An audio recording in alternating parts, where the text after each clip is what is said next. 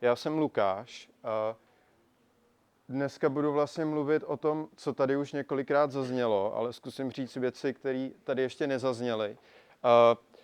Budu mluvit o budoucnosti marketingu a procesu.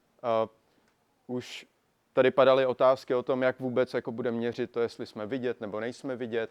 Zároveň AI agenty všechny řeší, protože nikdo z vás nechce pracovat. Všichni chtějí, aby za vás pracoval někdo jiný. A o tom budu dneska mluvit.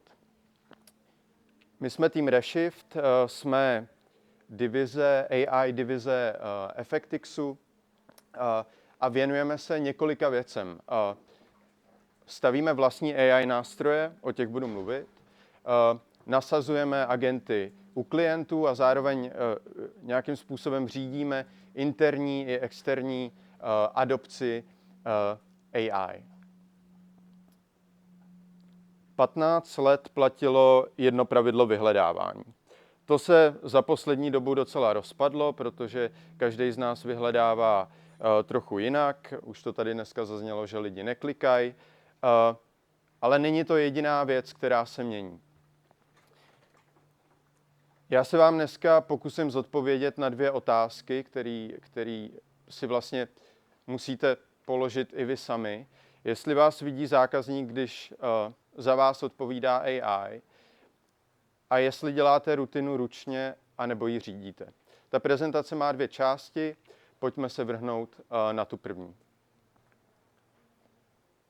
Jak to fungovalo 15 let, jenom pro shrnutí. V SEO, v organice jsme řešili nějaké pozice, jestli jsme byli první, tak jsme měli nějakou proklikovost, když jsme byli čtvrtý, tak jsme měli horší proklikovost, potom teda ten uživatel kliknul a dostal se na náš web. Ten problém, který vlastně nastal, nebo problém možná pro některý příležitost, je, že teďka tam máme tu AI odpověď a je to vlastně, když řešíme adopci AI, tak je to ta vlastně nejpřímočařejší adopce AI, protože mojí babičce je úplně jedno, když se zeptá na recept na svíčkovou, teda ona ji umí, tak kdyby se zeptala na recept na pad thai, tak je jí úplně jedno, jestli tohle to bude AIčko, nebo bude nějaká její sousedka, která jí to na tom Google jako vypsala, ona tomu vůbec nerozumí. Ale moje babička dokáže adaptovat AI jenom tím, že se zeptá. A to je vlastně ten největší game changer, protože pokud jako něco řešíme, tak řešíme adopci. Adopce e-mailu trvala taky nějakých 15-20 let, ale kvůli tomu, že lidi to museli začít aktivně používat. Teďka to nemusí začít aktivně používat nebo adaptovat, protože tu odpověď dostanou ihned.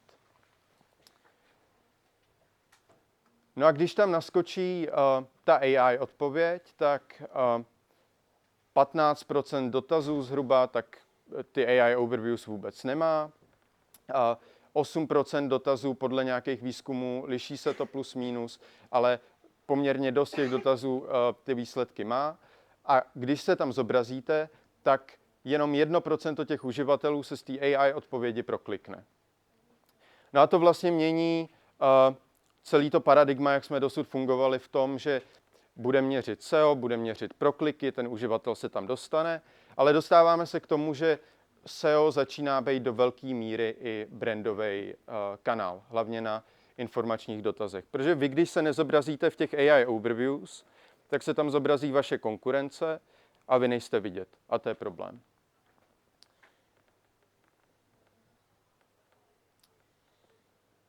Kdo z vás ví, jestli je v AI overviews? Kdo z vás ví konkrétně, na jaký dotazy jste v AI overviews? Kdo z vás měří, co je tam za konkurenci a co dělá líp, nebo kde jsou jako ty rozdílové věci? Já vám ukážu, jak to měřit líp a ostatním, jak to začít měřit. Protože skoro všichni to měří špatně. A kromě vás, co jste se hlásili. Já tady narážím na nástroje, se kterými se teďka roztrhnul velký pytel. Protože to, jak dneska měříme viditelnost v jazykových modelech, je prostě driftování na FOMO, protože všichni se bojejí, vy ne, ale vaši nadřízení, který dělají u vás CEO nebo někoho, tak prostě se zeptá ChatGPT a on mu řekne, že vy jste jako ta nejhorší firma, potom markeťák se zeptá, jaká jsme firma tady v tom, ten má zase jako jiný výsledek. Většina nástrojů dneska funguje na simulaci. Rank Scale, Otterly, Ranketa, Ahrefs. Všechno to funguje na tom principu, že vy si vymyslíte nějaký prompty, protože my nemáme data o tom, na co se lidi ptají. Ty začnete měřit třeba jako jednou denně při nejlepším, ono je to hodně drahý, takže to začnete měřit jednou měsíčně. A vytvoříte si nějakou jako vlastní simulaci, na co by se lidi asi tak mohli ptát, protože vy to víte nejlíp, že jo? Protože prostě znáte ten produkt. Ale vy neznáte ty lidi. A to není jako data-driven přístup, který podle mě by měl být v marketingu zásadní. A u toho OmniHubu to padlo už hodněkrát. Protože vy napíšete něco, nějaký ty prompty, zkreslený vstup. Potom se na to zeptáte, každý z vašich kolegů se na to zeptá, každý dostane úplně jinou odpověď na ten dotaz. A hlavně nevíte, jak to prioritizovat.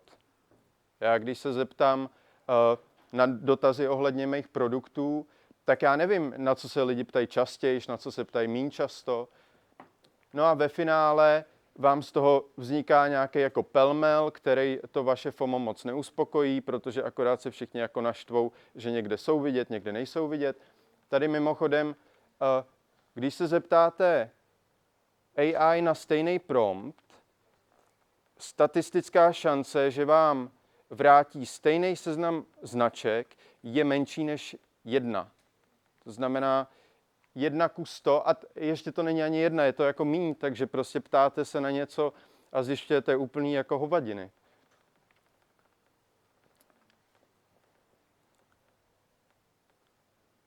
Ještě k tomu, jak vlastně vůbec řešit tu viditelnost ve vyhledávačích.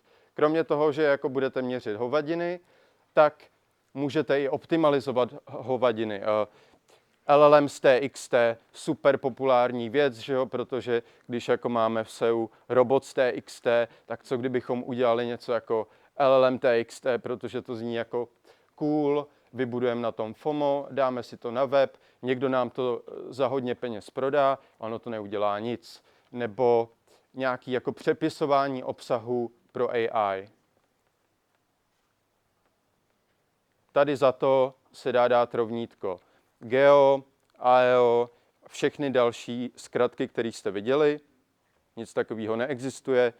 Je to pořád SEO, akorát od toho, že od Search Engine Optimization se posouváme k Search Everywhere Optimization. To je jakoby ten jediný rozdíl, který se v současné době děje. To, co ale je mnohem důležitější, tak je dobrý SEO a silná značka. A to je vlastně ten OmniHub, že jo? Protože, jak jsme zmínili, my děláme dobrý SEO a zároveň tam budujeme ten brand. A to je vlastně ta základní strategie, která by měla vést k tomu, abyste byli viditelní. Mimochodem jedna otázka. Víte někdo, jak se marketingový svět proměnil 11. července 2023? Úplně zásadním způsobem. Máme pro vás překvapení na konci, dárek. Kdo na to přijde během toho zbytku prezentace, tak dostane dárek.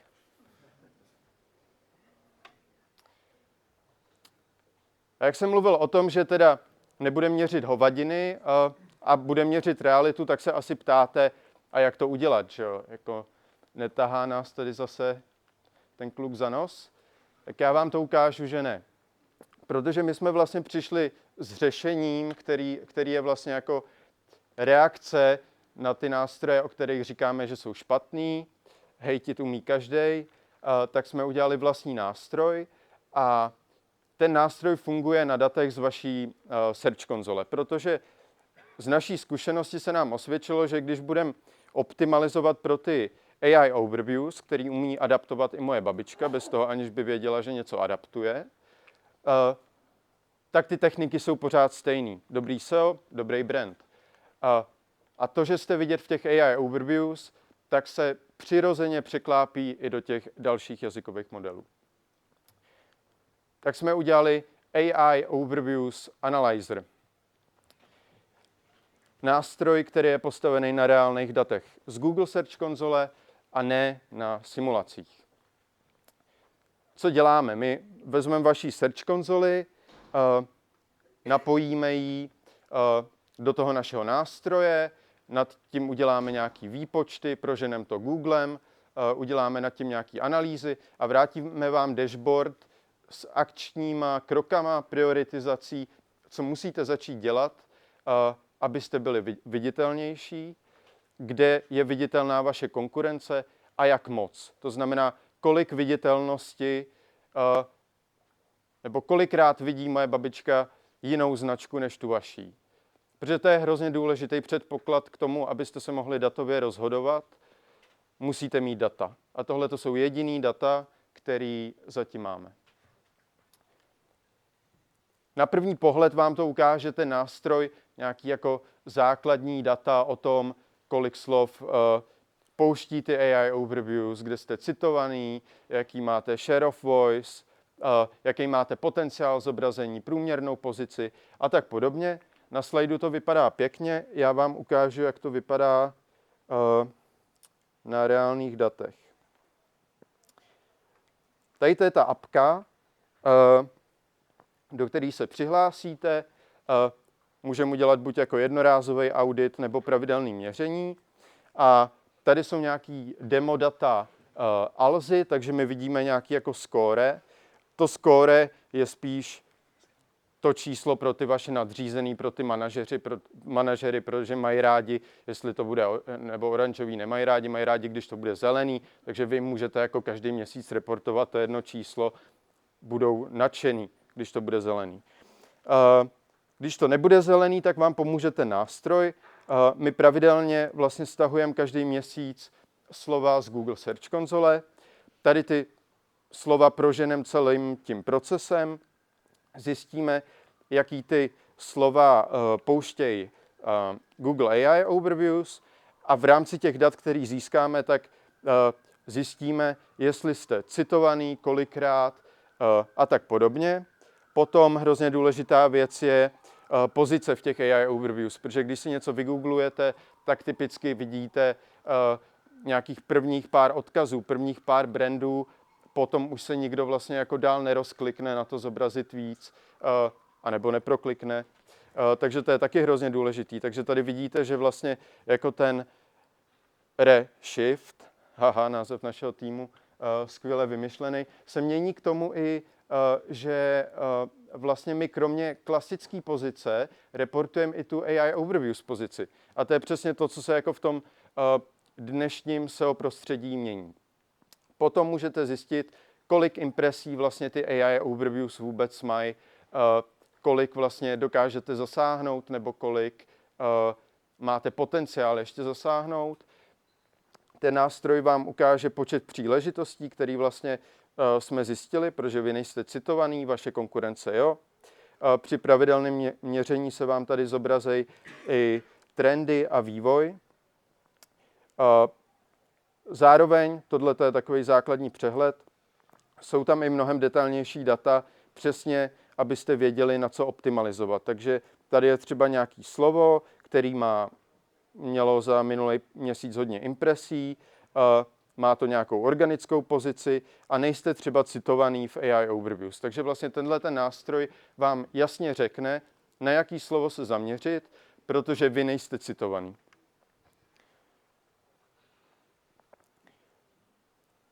Typicky ale jedna jako ze základních věcí je, že vy nebudete optimalizovat na jedno klíčové slovo a budete se chtít zaměřit na jednotlivý landing pages, protože když budete mít třeba článek nebo produktovou kategorii která se zobrazí jako, že má velký potenciál, protože má hodně klíčových slov, který spouštějí AI overviews a vy se tam nezobrazujete, tak budete chtít optimalizovat tady na tu landing page. Zároveň v té apce si to můžete seřadit podle potenciálu, co vám vlastně dá jako nejvíc těch impresí navíc, abyste předehnali tu svoji konkurenci a zobrazili jste se tam místo nich. A můžete si vybrat nějakou tady. Alza má třeba článek Svráb, jak ho poznat. Super. Co na to mají za produkt, nevím.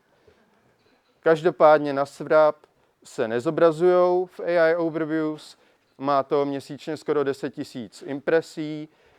Mají na to nějakou pozici. OK, 29, tak asi na to úplně neoptimalizujou. Ale dejme tomu pro ilustraci, to může být fajn příklad. Pouští to AI Overviews, oni tam nejsou, pojďme to jako vyřešit. A co teda můžeme vyřešit? Tak první věc je, že když budeme optimalizovat, tak se můžeme podívat třeba, jaký jsou tam ty SERP features. Takže tady vidíme, že jsou tam nějaký častý dotazy, video result, nevím, jestli tohle to úplně jako k tomu sedí, ale dejme tomu, že kdyby tam bylo jako hodněkrát zobrazený video result, zase to pro nás může být nějaký ukazatel toho, OK, tohle může být fajn i pro ten OmniHub, protože můžeme k tomu udělat video content. Nevím, jaký video content bychom dělali k Svrabu, ale máme silnou kreativu. A to, co je taky důležitý, je, že jedna z typických věcí a konkrétních věcí, které vy na tom webu, na těch landing pages můžete dělat, je nějaký FAQ, optimalizace na dotazy. Protože to, jak fungují velký jazykový modely, tak je prostě jako čistá matematika. Oni si počítají, jak moc jste jako blízko k tomu dotazu a tak podobně. Google reportuje ty časté dotazy. Vy, abyste se přiblížili k tomu, k té matematické rovnici, tak můžete dělat třeba to, že si najdete tu landing page, budete chtít být zobrazený na to konkrétní slovo, tak přidáte FAQ na ten článek, na tu kategorii, nasadíte tam strukturovaný data a tím vlastně připravíte těm jazykovým modelům ty informace tak, aby je co nejlíp přechroustali.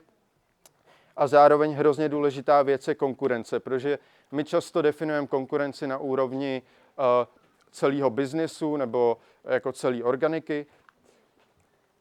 To, co se ale jako děje tady v tom, je, že často ty AI overviews konkurenti jsou úplně jiný než ty vaši biznisoví nebo ty konkurenti, kteří jsou v organice. A to, jak třeba ten nástroj se dá i využívat, tak je způsobem, že vy se můžete podívat, jaký weby jsou citovaný v rámci AI Overviews. A když děláte třeba link building, brand building, PR, tak vy můžete najít nějaký web, který může být právě vhodný pro umístění nějakého vašeho odkazu nebo zmínky a tímhletím vlastně nahackovat trochu ty AI Overviews, protože Google pošlete signál, aha, tak my citujeme tenhle web, ale ten odkazuje tady na tu firmu, tak to bude asi ta autorita v tom oboru. Zároveň v té apce jsou i další věci, jako nějaká detailnější analýza těch konkurentů. Každého toho konkurenta si můžete rozkliknout, podívat se, na co se zobrazuje, dělat nad tím nějaký detailnější analýzy. A tohle je vlastně ten nástroj, který vás na základě dat nasměruje k tomu, abyste byli víc vidět.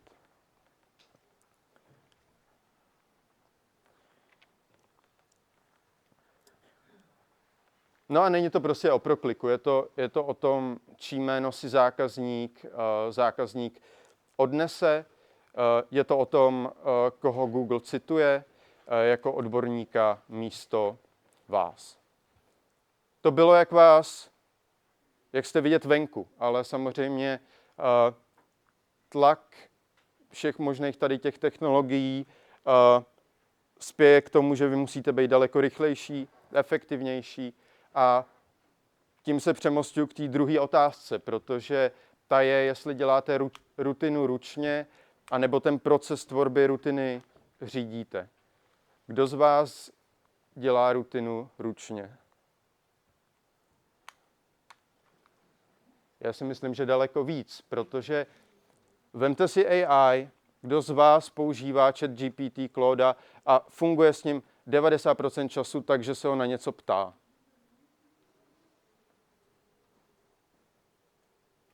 To je docela crazy, že jo? Protože my tady máme více jak 3 roky technologii, která se takhle dynamicky vyvíjí a my s ní pracujeme pořád stejně. My jsme v roce 2022 byli právě tady v té fázi, že my jsme se ChatGPT ptali na něco, on nám odpovídal. V roce 2023-2024 jsme se přesunuli trošku do fáze, že AI něco navrhovala, ale pořád ten podíl naší práce, lidské práce byl zhruba 50/50. Ale od roku 2025, a to je jako ta největší revoluce, která se teďka děje a já se snažím co nejvíc vyhýbat tomu, abych budoval nějaký FOMO. Teďka se tomu nevyhnu, protože si myslím, že tohle je fakt jako ta zásadní věc, která se teďka děje. Je to agentní fungování těch velkých jazykových modelů, který zásadně do budoucna promění firmy tak, jak je dneska známe. Konkrétní věc. Jedna z věcí, která teďka nejvíc frčí, tak je něco, čemu se říká skilly. To, abyste na tom trhu přežili, tak je podle mě nutný zdigitalizovat naše know-how do opakovatelných procesů. To jsou právě ty skilly, je to nějaký jako jednotný standard, původně od Anthropicu, který dělá Clauda.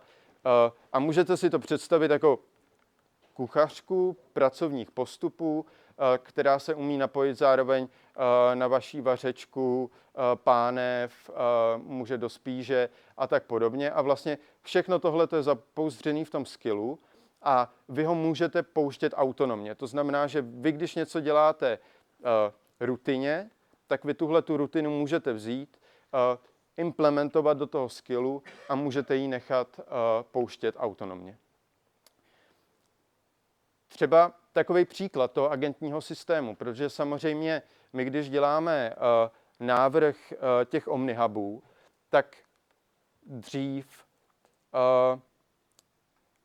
to vlastně probíhalo tak, že my jsme jako ty data zpracovávali ručně. Ale v dnešní době není možný prostě jako zpracovat takový kvantum dat a být vlastně rychlejší ručně. A proto na to používáme nějaký jako systém agentů. Třeba když vemu zase příklad kooperativy, my když děláme nějaký prvotní návrhy, tak ty agentní systémy nám třeba umožňují udělat to, že my když děláme rešerše a tak podobně, tak my můžeme vzít několik agentů a nasimulovat si tam třeba lékaře, který je odborník na to téma. Pustíme nějaký tým agentů, který scrapuje konkurenci, simuluje toho doktora nebo dělá rešerše. Ty agenti si mezi sebou můžou povídat a ten člověk je ve finále u kormidla. Takže díky tady tomu dokážeme mnohem víc efektivnit tu práci a zpracovat mnohem větší množství dat.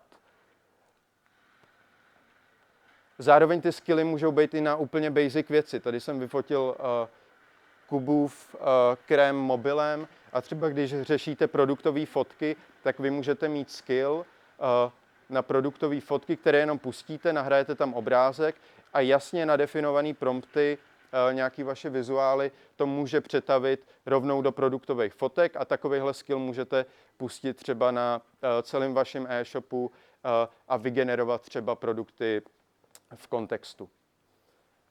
A nebo tady jedna další ukázka, která je zároveň i jako líp vyčíslitelná, respektive je líp vyčíslitelná ta ROIka, tak je, teďka jsme dělali právě takový agentní systém pro našeho klienta Exclusive Tours, který 400 hodin měsíčně, lidských hodin měsíčně, trávil tím, že připravoval nabídkové prezentace pro klienta a celá ta práce se vlastně skládala z toho, že měli nějaký jako podkladový materiály, ty ručně přepisovali a na jedné prezentaci strávili třeba 6 až 8 hodin.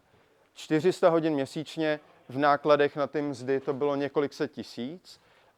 My jsme vlastně vytvořili agentní systém, který ty prezentace generuje automaticky a ten člověk to jenom kurátoruje. To znamená, on jenom přijde k prezentaci, podívá se, jestli je tam všechno OK, možná změní nějaký obrázky a tak podobně, ale vlastně těma agentníma systémama a agentama, který jdou třeba na booking.com, vyskrejpujou tam obrázky a tak podobně, se dají nahradit i takovéhle věci, které mají jako 100 000 dopady v ročním měřítku, milionový dopady na ten biznis. No a my vlastně jako teďka teda posouváme tu naší roli z dělám na řídím. A to by podle mě měl být jako to motto a měl by nad tím každý přemýšlet v kontextu té jeho firmy. Zároveň je i spousta jako experimentálních systémů a jak říkám, ta technologie je hodně nová, vyvíjí se. Pokud by to někoho z vás zajímalo, existuje třeba Hermes nebo Paperclip, což jsou vlastně nástroje, do kterých vy můžete nahrát to vaše zdigitalizované já, nasadit si to na server a ty agenti za vás autonomně umějí pracovat, umějí se učit z vlastních chyb.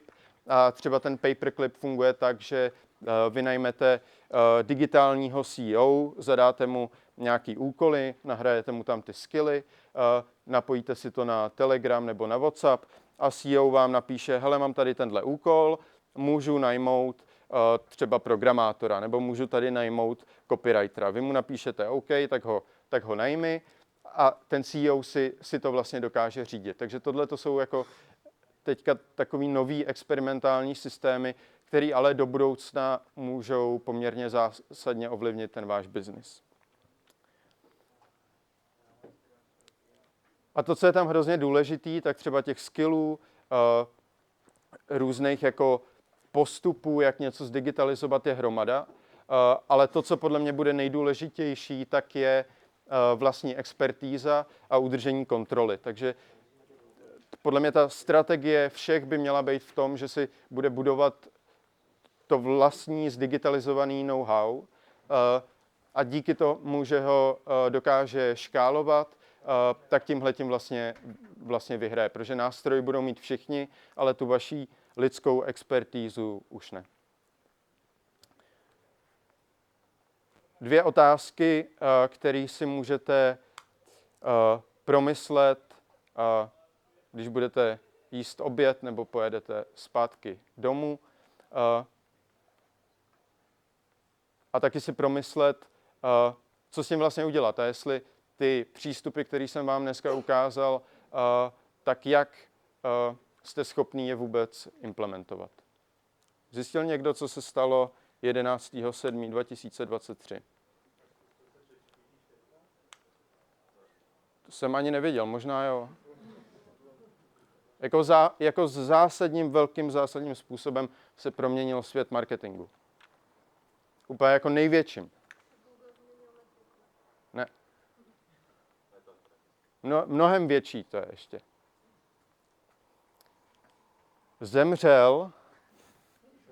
Zemřel Horst Fuchs.